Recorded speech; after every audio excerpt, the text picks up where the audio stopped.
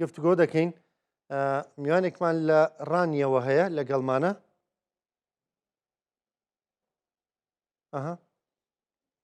زۆر باشە لەگەڵ کاگەتوانمەر شارەزای سایشی نەتەوەی گفتوگۆ دەکەین شیکاری و خوێندنەوەیەکی ورد دەکەین بۆ ڕووداوانی کە لە دوو ڕۆژی ڕابردوودا ڕوویانداوە. کاگەتوان سڵاو لێبێ بەخێرات سەرچاو. کاگەتوان چەند جارێک لێمە گفتوگۆمان کرد لەسەر ئەم دۆخەی کە ڕوودەدا و پێشبینیەکانیانی بۆم دۆخە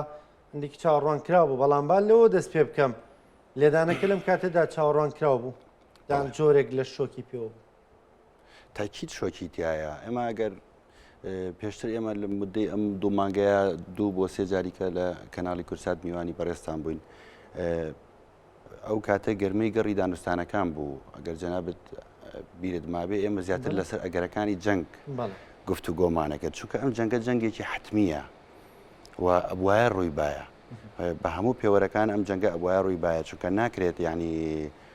ئێمە باسی گۆڕانکاری سیستمی نێودەوڵەتیەکەمان کرد. ئەم گۆڕانکاریە لە ڕێیەوە ئەمریکا ئەمەی پێ هەزم ناکرێت دەوڵەتێک لە باشترین شوێنی جیۆستراتیژی جیهانە بەرەنگاری وەستا بێتەوە بەرامبەر مەنافع و بەرژەوەندیەکانی ئەمریکا و بیرمانەچێ ئەمریکا مێژوویەکی دووری هەیە لەگەڵ ئێرانە لە ململانەیە لە بیدایەتی ساڵی 1970 کە شۆڕشی گەلانی ئێران ڕوو ئەدا لە سەرەتا پەیوەندیەکانی کۆماری ئیسلامی ئێران لەگەڵ ویلایەتە یەکگرتووەکانی ئەمریکا پێئەنێتە خۆناغێکی هەستیار و پڕ کێشمەکێشم و ململانەیە و ئەم ململانەیە ئەگەشێتەوانێت لە کاتی هێرشکردنە سەر باڵوێزخانەی ئەمریکا لە تاران و دەستگیرکردنی کارمەندانی باڵوێزخانە و بەهێشتنەوەیان بۆ مدەتێکی درێژخایان لە بەردەسی ئەندامانی سپا. ئەو کاتە سپا بە تەواویش تەشکیل نەبوو، بۆیە تعریفی سپای تعریفی فەلسفەی حکومڕانی لە تاران ئەو کاتە بۆ باڵوێزخانەی تاران بریتی بوو لە لانەی جاسووسی. ئەمە ئەو خیتابەیە کە کۆماری ئیسلامی ئێران بە درێژایی ئەم مدەی حکومڕانیە قەنەعەتی پێی بووە و ئەمریکای ناساندووە وەکو شەیتانی گەورە وەکو دەوڵەتێک کە لە ڕێگەی سیستمی سەرمایەداریەوانێ نوێنەرایەتی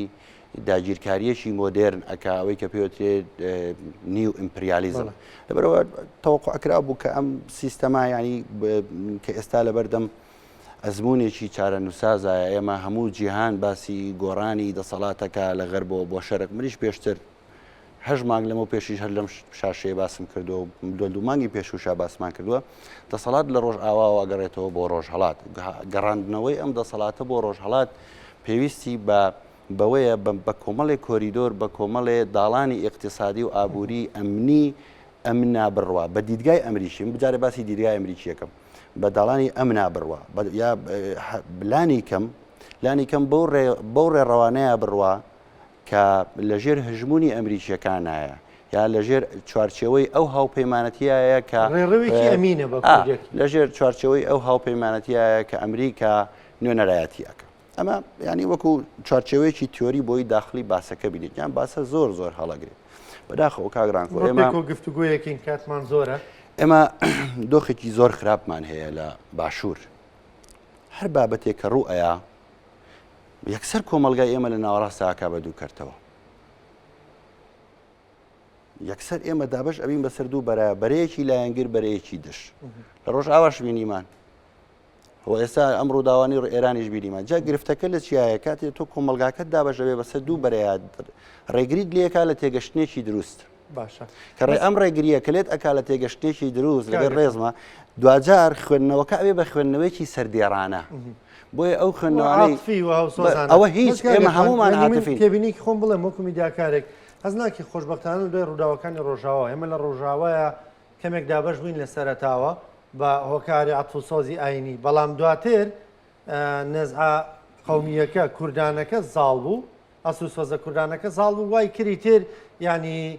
هەسوسۆزی ئاینداری تێپەڕێنین و بۆشمان دەرکەوت شەڕەکە شەڕی ئیلحاد و کوفر نییە، شەڕی ئیمان و ئیلحاد نییە، شەڕی کوردبوونە. بۆ ئێستا لەم دۆخەی ئێرانە ئەگەر ئاوسۆزی ینی نزیکایەتیمانە بێ دراوسەیەتیشمانە بێ ینی ئاوسۆزیەکەمان لە ڕوانگەیەوێ ڕەنگە دابەشبوونەکەشمانەوە بێ ئایا بۆ کورد باشە نیزامەکە بڕوخێ یان نا یاین لەو ڕوانگەیەوەیە ڕەنگە من خوێندنەوەیکی جیاوازمە بێ کەسێکی تر بڵێ لانی کەم ئەم نیزامە باشتر بوو لەوەی کە دێت نازانین چی دێت و ڕەنگە یەکێکی تر بڵێ نا گرنگەوەی ئەمە بڕوا و ئەوی تر جێ هێڵین بۆ کات خۆی خودی ئەم بیرکردنەوەیە لە چۆ سەرچاواگرێ ئێمە لەو خەمەخۆڵی کوردبوونەوە سەرچاواگرێ لە بێ دەوڵەتبوونەوە سەرچاواگرێ کە ئەمە وەکو ترۆمایەکی لاتووە لە ناو مێشکی تاچی کووردا لە ناو هەمومانەوە لە پێش من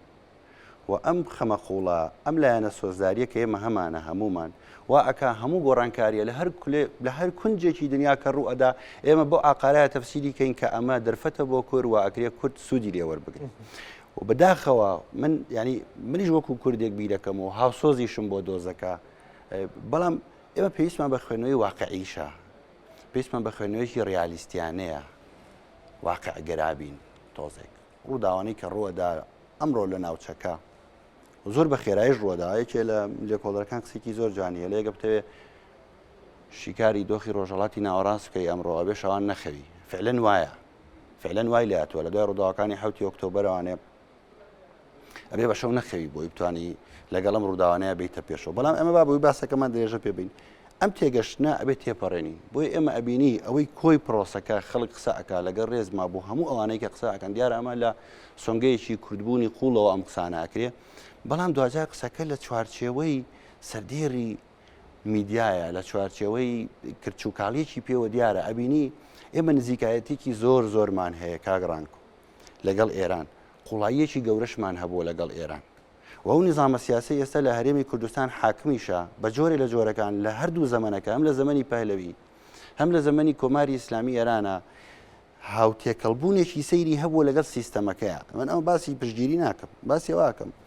من بە خۆمانم ڕەوا ئەبینی ئەمڕۆ لە باشوور ئەو تەفسیر و تێگەشتنەی لە باشوورەوە دێتە دەرەوانێ بۆ ئەم سیستەما کەناڵە عەرەبیەکان باتنایە گویان لە کورد بگرتە گویان لەو تەحیلانە بگرتایە کە لە باشوورەوە دەرەچێت بەپێی ئەو قوڵاییە گەورەیە کە تۆ خۆت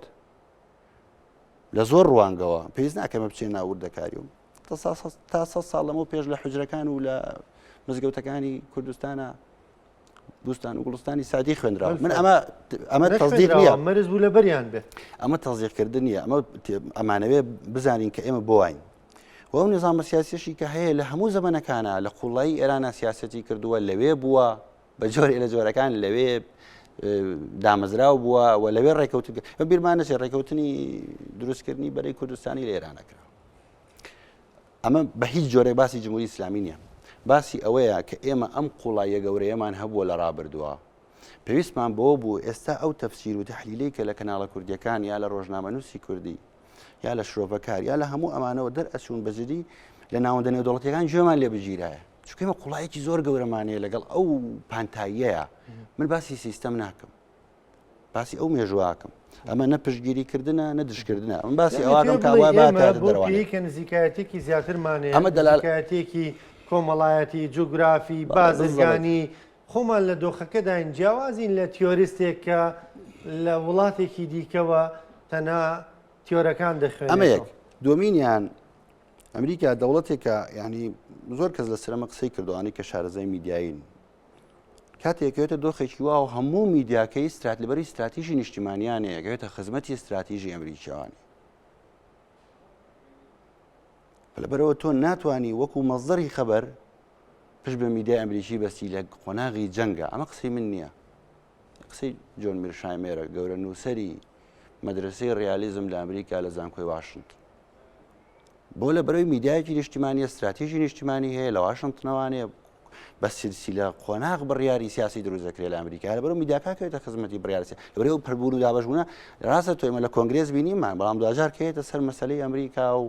سەربازی ئەمریکی و کەشتی ئەمریکی دوجار هەموو وڵاتەکە پێکەوە یەکدەزەوێ بە تایبەتی میدیاکە بەڵام ئێمە لای ئێمە نییە ئەمە دۆخێکی خراپە بە تایبەتی بۆ ئێمە ئێمە لەم دۆخەدا ینی بۆ جارێ ها گومانی ئەو دروست نەکەین میدیاکان نا ئەمە گومان نییە کاگرانکۆ ئەمە ئەو چاوەڕوانیە کە ئێمە ینی پێویست بوو هەمان لە دۆخی ڕۆژاوادا خۆشببختانێنی دیوێکمان پیشاندا وەکو زۆر باش بوو یانی ئەو زۆر باش بوو ئەمێ ڕۆژهەڵاتیشدا بەڕاستی هەم بە تەحەفوزەوە بێکار بکرێ و هەم بە وریاییەوە و هەم نیشتیمانیانە بەرژەوەندی کورد لەکوێدا ئەو هەمامەڵە بکرێن کاگەتوان بینە سەر دۆخی ئێران ئێستای تر خامنەیی لە ساحەی سیاسیدا هەر کۆتایی پێهات. جێگرەوەی ئەو چۆنە بە پێی دەستوری ئێرانی چۆن جێگرەوەی بۆ دادەندێ ئایا پێویست دەکا لە ئێستا بەدواوە نیزامەکە ینی جێگرەوەی خامنەی هەبێ هەر پێویست بەم پۆستە دەکا ئەس ناکەی و پۆستەیە و شتێکی مێژوو کرد بوو کە خۆی هەڵقوڵاوی ناو نیزام خۆی بەشێکە لە دروستکەری نیزامەکە خۆی دروستکەری پۆستەکەیە کە خۆی نەمای ترێمایە پێویستمان بەم پۆستە دەبێ؟ بەڵێ ناو پرسیارێکی زۆر قوڵە، پرسیارێکی زۆر وردە، ینی سەر کێشێ بۆ قوڵی نیزامی شیعە، ینی ئەوەنە بە ئاسانی ڕنگ بێ ئەم سوالە وەڵام نەدرێتەوە. خۆی گرفتێکی کەشمان هەیە، ئەمریکیەکان تۆزێک بێئاگان لە فەلسەفەی تەشەیع بەعام، ینی بەریتانیەکان زۆر قوڵتر مامەڵەیان لەگەڵا کردووە، تێگەشتن و ئاگاییەکی ورتریان هەیە لەم بابەتەیە. ئەمریکیەکان لە دوای هەفتاونەوە درکیان بەوە کرد کە گرنگی بەمە بن لەبەرەوەی ئەوان لە ڕابردوو لە دوای پێش هەفتاونەوە کە بەر ئەم وڵاتە کەوتبوون بە ئوسلوبی وڵاتێکی مۆدێرنی ئەلمانی بەر ئەم وڵاتە کەوتبوون، لایەنی بیرکردنەوە لە مەسائلی دینی ئەم دەوڵەتە یا کە ئەو نوێنەرایەتی ئەو جۆرە مەسەباکە ئەولەویەت و گرنگێکی وای نەبووە. بۆیە ئەو سنتەرەکانی توێژینەوەی ئەمریکا بە تایبەتی جەمە ئەمریکا چکل و دڵتانی بە سنتەری توێژینەوە ئەڕوا بەڕێوە. سنتەرەکانی توێژینەوە لە ئەمریکا لە دوای 85ەوە بە هێواشی بە نەرمی دەستەکەم بە دراسەکردن لە مەسەلەی شیعە و شیعی دوانزە ئیمامی و ئوسلوبی حکومڕانی و ویلایەتی فەقیه و بابەتێکی فکریە، ینی ئێمە زۆر ئاگایەکی گەورەمان هەیە لە مەسائلی سونە، بەڵام ئاگایەکی زۆر کەممان هەیە لە مەسائلی شیعە. بەشێکی پەیوەندی بە داخراوی دینەکە خۆیەوە هەیە تا ڕادێک مەزهەبەکە. بەڵێ بە مەزعفمکە مەزهەبەکە خۆیەوە هەیە. ئێستا کە ڕێبەری کۆماری ئیسلامی لە ساحەکە نەماوە، ئایا بژاردەکان چۆنن؟ خۆت پرسیارە گەورەکە ئەمەیە، بژاردەکان چۆنن؟ بەپێی دەستوری کۆماری ئیسلامی ئێران لە هەر کاتێکا ڕێبەر حەزف ئەبێ یان سەلاحیەتی قانونی لەدەست ئەدا، یان ئەو مەرجانەی کە پێویستە بۆ کەسێک کە بۆتە ڕابەر تای نامێنێ، سەلاحیەتی علمی، سەلاحیەتی بەدەنی لە هەموو ڕوێکەوانێ کە تێیدا نامێنێ، ئەو ئەنجومەنەی کە هەم چاودێری ئەکا بەسەر پۆستی ڕابەرەوانێ، ئەنجومەنێکە لە دەستورا پێوتێ ئەنجومەنی شارەزایانی ڕابەر. ئەنجومەنی شارەزایانی ڕابەر بە فارسی پێوتێ مەجلیسی خوبرەکانی ڕەهبەری.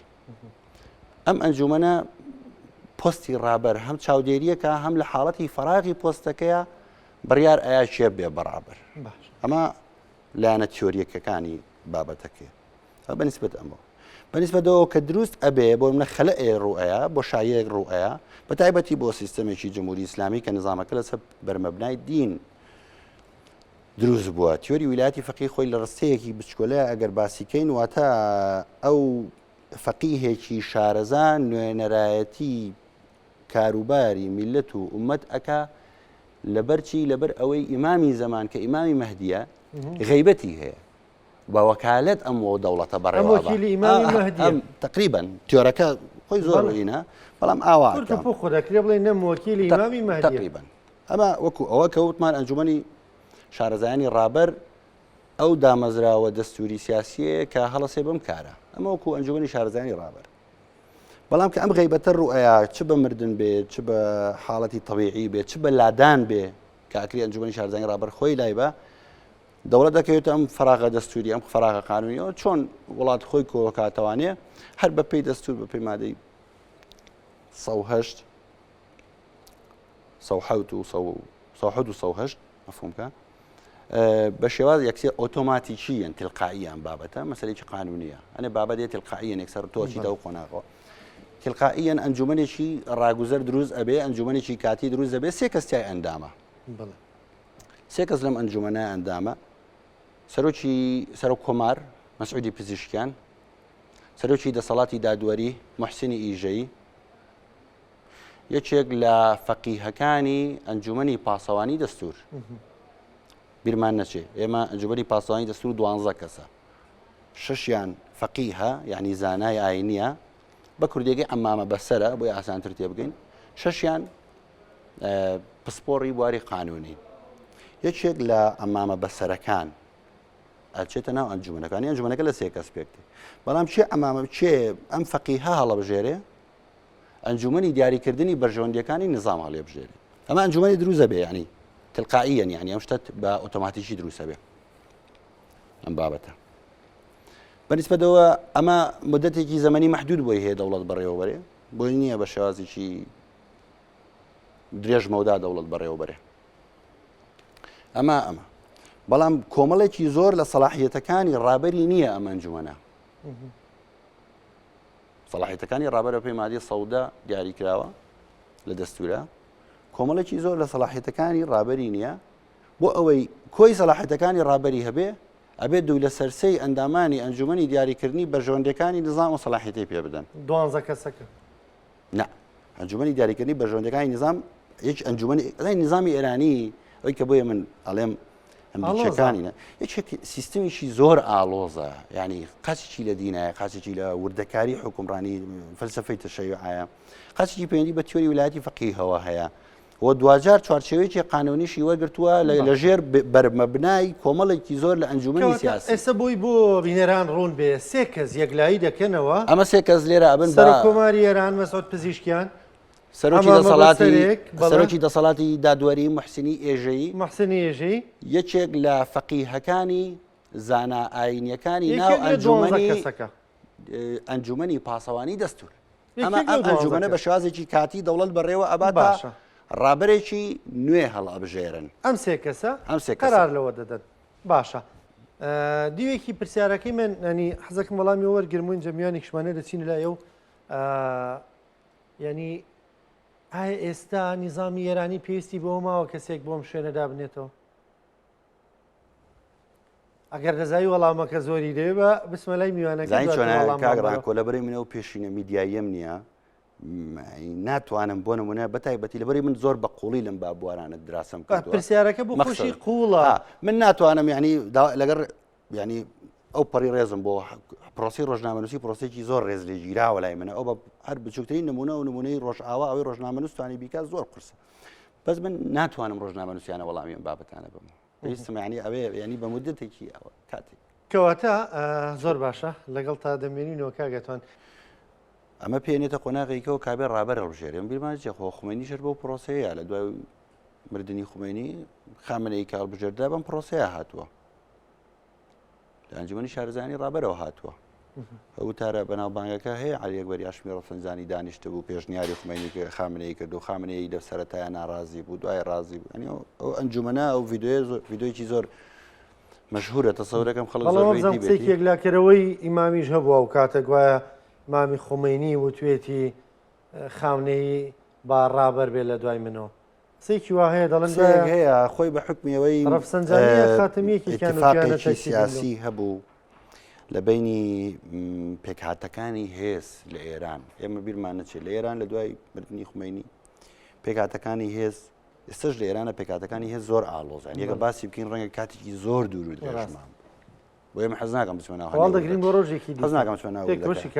بچمە ناو وردەکاریانەوە کاتی خۆی کە خومینی وەفاتی کرد سێ پێکهاتی قودرەت هەبوو لە ئێرانە ئەو کاتە سپا نهاتبووە ناو کای سیاسی و کای ئابووری ئێستا سپاش لە کایەکایە لە هەموو خوێندنەوەکان ئاگەر خوێنەوە حساب بۆ سپانەکەی هەڵسەنگاندنەکەت زۆر بە ئاقارێکی غەڵەتاڕوە کاتی خۆی سێ لایەن هەبوو سێ ناوەندی قودرەت هەبوو عەلی ئەکبەری هاشمی ڕەفسەنجانی پێیانە و پیاوی دەوڵەت ئینسانێکی سەیر بوو بەنهێنی کاتی خۆی دانوستانەکانی کردبوو لەگەڵ ئەمریکایە ئەوە بوو کە دانوستانەکان کەشف بوو کارتەر ئابڕۆی چوو لە ئەمریکا فەزیحەی ئیران کۆنترا بەناوبانگە توانی ئەوە دوایی بەدارەچوونی بۆ بکرێت عەلی ئەکبەری هاشمی ڕەفسەنجانی وەکو بیت ئەوان پێڵێن بیت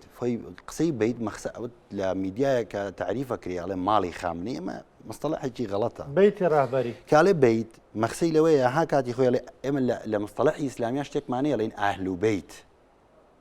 تقریبا ئەمە چواندنە بۆ سەر ئەوە من ئەمە زانانی چۆنەکە ڕانکۆ ئێمە با لەسەر شتێ ڕێکەوین ئەوەی من باسی ئەەکەم دەلالت لە خواستی دڵی من ناکا بۆ کورد بوون دڵنیا بە بەڵام هەوڵێم زۆر بە واقعی ئەگەر تووشی ڕخنەش بم تحلیل بکەین چکە من کە خۆم ڕخنا ئەگرم ئەڵم ئەوم بە دڵنیا بێ شتێکی جیاوازتر بڵین باشە بەیتی ڕەهبەری پێگاتووە لە کۆمەڵێکی زۆر ناوەند لە ناو خۆیان کۆمەڵێکی زۆر لە ڕاوێژکارەکان و ڕاوێژکارانەی کە ئەزمموی و تەجروبەیەکی زۆر زۆریان هەیە دوای ئەچنەوە ناو بەیتی ڕەهبەری لەوێ ڕاوێژەدەن بۆ منە لە هێرشەکە عەلی ئەکبەری ویلایەتی لەگەڵا بوو عەلی ئەکبەری ویلایەتی کاریگەرترین شخصیەتی دیبلۆماسی ئێرانی بووە لە هەردوو قۆناغی عەلی ئەکبەری ویلایەتی لە هەردوو قۆناغی هاشمی ڕەفسەنجانی و خامنەیش وەزیری دەرەوە بوو ینی دوو سەرۆ کۆمار وەزیری دەرەوە بوو ئینسانێکی ئەوە یعنی ئەمە پێکاتێکی گەورەیە ئەو کاتە هاشمی ڕەفسەنجانی و بەیتی ڕەهبەری ئەو کاتە کە خومینی خۆی مردە بوو کوڕەکەی نوێنەرایەتیە کرد لەگەڵ خامنەی لەبەرەی خامنەی خۆی سەرۆ کۆمار بوو و ئۆتۆماتیکی بوو بە ئەندام لە شوورەی ڕەهبەری و ئەم سیانە ئیتفاقێک ینی ئیتفاقێکی زەمنیان لەسەر ئەوە هەبوو کە خامنەی ببێ بەڕابر سەرباری ئەوەی ینی کۆمەڵێ ئشکالیاتی فقی و شتی تیا بوو ئەو بوو ئایەتوڵا گۆڵپایەکانی شریعەت مەداری و بەشێکی زۆریانە ڕازی نەبوون تا ڕادەیەک بەڵام دواتر بە ئەزبوون سەلماندی و خۆیان ئەوانش هەمویان ڕەزامەندیان دەبڕی بۆ ئێستا چۆن ئەبێ بۆ ئێستا ینی کە بڕاتە ئەو قۆناغی هەڵبژاردنەوەی بژاردەکان ینی باسی بژاردەکانەکەی تەبان طبیعی ئەبێ کەسێ بێت تا ڕادەیەک ئەمەە عمری نەکرد بێ لە بەرەوەی لانی کەم چکە مەسلەی ڕابەر یعنی هەموو نظامەکە تووشی بوومەلەرزەیەکی سیاسیەکە ئەو دوایە چی نەسەری لێکەوتەکانی ئەم مردنە ینی احتیمالی هەموو بژاردەکان کراوە ڕووخان دەساودەستی دەسەڵات لە ناو خۆیان دەساودەستکردنی دەسەڵات لە ناو میحوەرەکانی ئێرانە کۆنتترۆلکردنی سوپا هەموو بژاردەکان هەن مجموعەیە کارکتەر هەیە طبیعی ئەم نەفرە بۆ خۆی لە ناو ئەنجومەنی هەڵبژارد ئەنجومەنی شارەزایانی ڕابەر هەڵبژێرێ ئەو کالە تۆ بێ چاو بچێت لەسەر ئەنجومەنی شارەزایانی ڕابەر بزانی چیتە وەنیە وەشکێ لە دەرەوە بێ بەڵام دەسوورەکە لە ئەنجومەنی شارەزایانی ڕابەر دوو کەس کە زۆر زۆر چانسی ئەویان هەیە ببن بە قەناعەتی من ئەمە قەناعەتی خۆمە هاشمی حسێنی بوشێهری ئایەتوڵڵا هاشمی حسێنی بوشێهری دووەم ئایەتوڵڵا عەلی ڕەزا عەرافی کۆمەڵێ ناوی کەیە مشتەبە خامنەی حەسەنی کوڕەزای خومەینی مستەباش دەڵێن لەگەڵ باوکیدا بووە بڵێ جارێ ئەو موقفەکەیەک لای نەبێتەوە خۆ بەس مشتەبانی مثلا خامنەی کوڕی کەشیەیە مەسعود و مەیسەم و مستەفا ئەگەر بێتە سەرەوە مەقسەدم لەوەیە بۆ لەبەرەوەی لایەنەینەکانیان هەیە لایەنە فقی و ئەوەکە ئامادەی هەیە و جێگیری یەکەمی ئەنجومەنەکە هاشمی بوشێهریە جێگیری دووەم عەلی ڕەزا عەرافیە پرسیارەکە لێرە دێتە پێشەوە ئەی بۆچی باسی سەرەوە ناکرێت سەرۆکی ئەنجومەنەکە محەممەد عەلی موحیدی کرمانی ئایەتوڵڵا محەممەد عەلی موحیدی کرمانی لەبەرەوەی ئەو تەمەنێکی کردووە تەسەوور ناکەم لەم کاتەیە ئەو ئەگەر قرار بێ بەو ئاقارەیە بڕوا دووبارە ڕابەر هەڵبژێردرێتەوەوانێ بە ئاقاری ئەوەیە بڕوا کە کارکتەرێکی پیر و نظامەکە پێویستی بۆیە کارکتەرێکی تاڕادەیە گەنجتر هەڵبژێرێت کە ئەم دوانە لایانی فقی طبعا لایانی فقی زۆر زۆر گرنگە ئایام کەسانە گەشتونەتە و ئاستە مستەوایە لە فقه چونکە بەپێی قانونی دەستوریەکە ئەبێ گەشتوێتە پلەی ئیجتیهاد پلەی ئیجتیهاد پلەیەکە لەوەیە ئەبێ گەشتوێتە ئاستی ئایەتوڵڵا ئەو دوو کەسە و دوو کارکتەری کە بۆم باس کردی هەردووچیان لە ئاست لەو سەدرێ سەڵ بۆ وادە کاگەتوان ینی ئێستا بینە سەر ینی لە کۆتایی هەین ئەم چەند خولەکەی کە ماومانە دەڵێم پێ دوایە نیزامەکە بگا بەوە ئەم پرۆسەیە ئەنجام بدە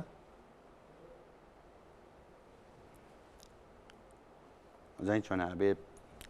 کۆی ئەوەی ڕووی داوە باسیکەین پاشخانەکە باسکەین یاریزانەکانی ئەمڕۆ لە ساحەی ئێران باسکەین خواستی ئەمریکا و خواستی ئیسرائیلیش بەجیا باسکەین ڕێک ئەگەمەوە ئەم شتایانی من ناتوانمەوە وەڵام بەداخەوە خۆزگە بمتوانێت ئەسەڵم ئەبێ نابێ زۆر ئاسانە ینی وەڵامێکی زۆر سادێ بەڵام من ئەڵێم چی من ئەڵێم بەپێی ئەزمونونەکە بەپێی جەنگی 12 ڕۆژە با زۆر نەچینە دوورەوە شتێکمە هەمومان بیرمانە پلانەکانی جەنگی 12 ڕۆژە نازانم چەندێک کاتمان ماوە 5 خولێکێکمان ماوە 5 خولەکێکمان ماوە ئەو زۆر باش پلانەکانی جەنگی 12 ڕۆژە چی بوو ینی هەدەفە استراتیژیەکان کە دیاری کرا بوو ئیسرائیل بیپێکێ 6 ئامانج بوو باوەڕ ناکەمە لە شوێنی کەەوە باس کرابێ 6 ئامانجی استراتیژیان دیاری کردبوو کە بیپێکێ و ئیسرائیلەکان قەنەعەتیان بە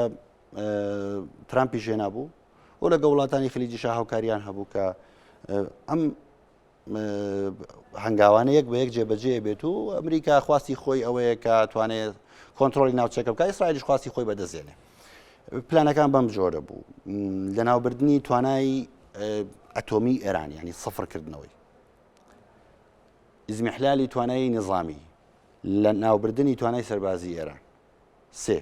تەسبیتکردنی جێگیرکردنی هێڵەکانی بەرگری لە دەرەوە بۆ ناوخۆ ئەو زۆر گرینگە بۆ کورد بوردی قسە لەسەر بابەتە بکە لە ئەفغانستانەوە تۆ تەماشا و جەنگی پاکستان و ئەفغانەوە شتێکەیە جارێ هەر ناوە جارە دروست نەبووە جا ئەمریکا تەمیعەتێکی شتێکە دروست دەبێت لە بیداتە بەس ناوەکەیەتە دەروانێ جارە زۆری ماوە ئمە لەگەڵ شتێکە مواجهین پێوترێ داعشی خوراسانی ئەو ئێمە ماومانە بەراوانەکەوین جا من ئێستا ئەمە ئەگەر بۆ منە سەر بگرێت بە ئاقارێکاکەوێت سەر نەگری عراق ڕوبەڕووی چیە بێتوانێ ئەمانە لێکەوتەیکن جێگیرکردنی هێڵی جەنگ لە دەرەوە بۆ ناوخۆ کوردەکانیش بەشێ بووین ینی ئەو حسابەمان لەسەر کراوە ئەکرێ ئەو حسابە لەسەر ئێمەش کرابێ چکە ئەو هێڵانەی کە دیاری کراوە کوردیشی تایە باشە من خواستی دڵی من لەگەڵ هەر شتێکەیە کە کوردی ڕۆژهەڵات بێوێ ئەمە ئین نیە بەس ئێمەمانە تێبگەین چوار لێدان لە ژێرخانی هەموو ژێرخانەکانی ئێران 5 ئاڵۆزی 6 گۆڕینی ڕژیم چەند ڕژیم ئەبێ سەیری هەدەفەکان کەی بزانی ئایا پێکایی لە 12 ڕۆژەیە لەسەر ئەمە جارێک کات زۆر قسە بکرێ جارێ مەلامیحەکانی دەرنەکەوتۆ بۆ وردی بەنسبەت توانای ئەتۆمیەوانەیە وتی کۆتایی هاو لە ناومان برد هەموو شتێکی ساڵێ وڵا و 440 کیلو ینی زۆر بابەتێکی کەیەکرێ بە وردی قسەی موشەکە بالیستیەکان بۆ توانای سەربازی هەدەفیان بۆ توانای سەربازیەکە چۆ بوو تەمان ئێران دۆخێکی هەیە زۆر دۆخێکی تایبەتە لەگەڵ هەچی دەوڵەتە هەیە سیندرۆمی موشەکی ئێران مەسلەی دیاردە موشەکەی بۆ بە سیندرۆم لە زمانی کوردیە ینی کۆنیشانە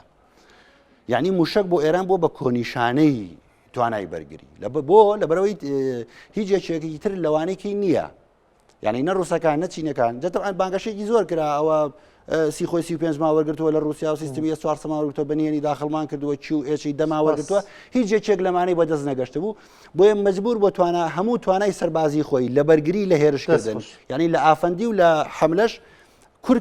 کردوتەوانێت لە توانای موشکیە ئێستامان کاتێک گرێ و ئەبەنەوانەیە کە توانای موشکی لە ناوبەر سپاس دەکەم کاگەتوان بەردەوامە بین لە درێژەیە ڕووماڵانەدا بێگومان بەرنامەی دیکەمان دەبێت پێکەوە لەسەرم بابەتە زیاتر سەلامەتی بۆ هەموو هاوڵاتیانی ئێران و کورد لە ڕۆژهەڵاتیش و بۆ هەرێمی کوردستانیش ئینشەڵا دوور ئەبێ و لێکەوتەکانی بە جۆرێک نابێ هاوڵاتیانی مەدەنی ببنە قوربانی هەمومان بە هیوایەوەین سپاس دەکەم سپاس بە بەشداریکردن خۆشەویستان بەرنامەی پرسی ڕۆژتان پێشکەشکرا خواتان لەگەڵ